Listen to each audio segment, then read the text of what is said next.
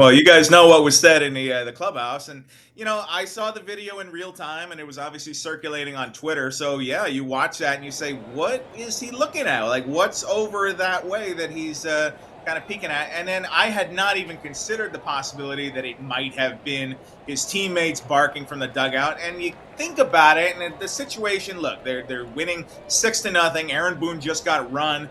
All right, that seemed plausible to me, that Judge is looking over and saying, "Hey guys, shut up! I'm trying to hit here."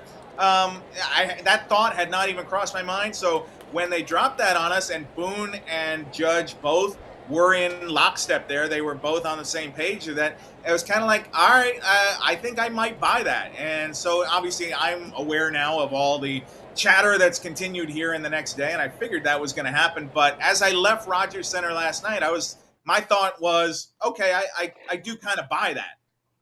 You do? Because they told you that? Because they told you that. That's why. You don't think that, because the media doesn't get in there right after the game, as you know. There's a break in there. You don't think that Aaron Boone was sitting in his office after getting injected, watching the game, or wherever he was, and he hears Dan Shulman and Buck Martinez mention that, and the first thing that goes through his head is, I got to get Aaron Judge right after this game, and we got to come up with a story that people like Bryan Hoch are going to believe, and then they're going to run with it?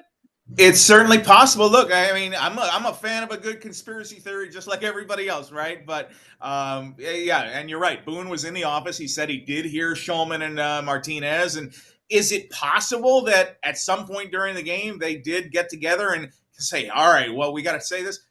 Sure, I guess it's possible. I can't swear to it one way or the other. But the other thing I would say is that if it is true that the Blue Jays I mean, be more strict with your signs. Guard your signs. It's completely legal if you're not using electronic devices here. If it is coming from first base, hypothetically speaking, that's completely within bounds in the game. So I don't know. Is my short answer there? No, I agree. Listen, if they were getting something off of the catcher, then that's on the catcher.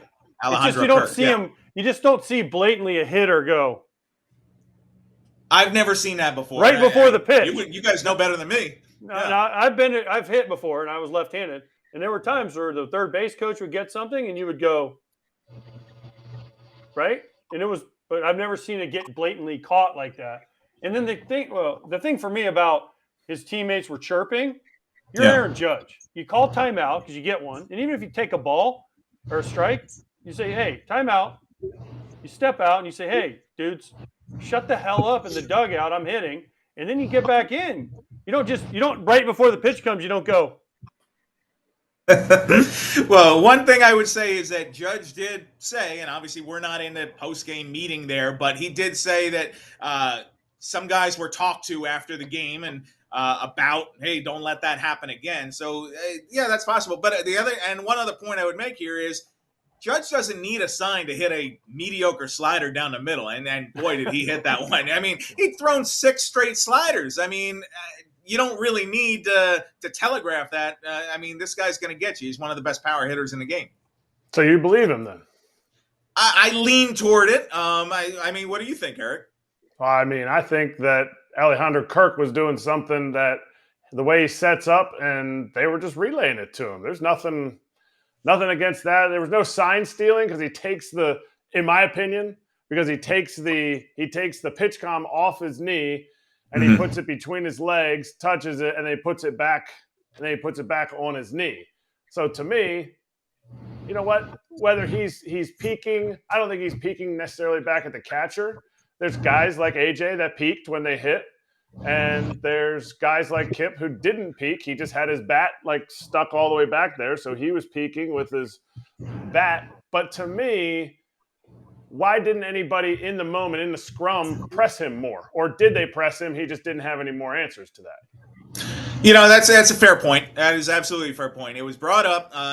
First of all, the music was louder than usual, so maybe that had something to do with it. The first question was asked by a Toronto TV guy, and it's not the way I would have phrased the question. It was more of a leading question, and I would have wanted to hear exactly what Judge was going to say without prompting. But the question was something along the lines of, "Hey, Aaron Boone said this. Is that true?" And of course, I mean, what's he going to say there? So we don't get a do-over on it, but that is a fair criticism, I think. I think there probably could have been more. I think in the moment, maybe people didn't realize what a big deal this was going to become. And I think that as we go to Rogers Center today, clearly with everything that's going on in social media and the media landscape, I'm sure it's more of a 2-day story, maybe 3. So first of all, I just want to say, Krause, what the dude? I never peaked in my life at a catcher. So don't ever. We're friends, but don't ever accuse me of that. Because I tell you, I looked at the third base coach because we had Miguel Olivo. He would give us our signs the year Esteban Loaiza won like 22 games in 2003, and that was the only way we could hit him is we would look at our third base coach. But I never one time looked at the catcher. So I want to make that abundantly clear, Krause. Don't accuse somebody of something you don't know. Don't be like them other dudes in New York that are making up shit. All right. Now, Bryan, so you said Judge after the post game, I saw his quotes and I saw Aaron Judge. Then I saw Aaron Boone this morning say, "Oh, he wasn't doing anything. He was looking at the thing." And then the Blue Jays manager Schneider was like, "Well, there was something fishy going on." So the Blue Jays thought there was something fishy going on. And I'm not saying Aaron Judge doesn't need to peak to hit a home run. I get it. Hanging slider, all that noise. It's just not a good look. It's main. If it wasn't Aaron Judge and it was, I don't know, some random guy from let's say the Pirates, right? Sure. This isn't a story, but because it's Aaron Judge, it's a story. He had 62 home runs. If he would have flown out, nobody would have cared. But then he went out and hit a home run. So it's 462 feet. Yeah. Yeah, it seems a lot about nothing.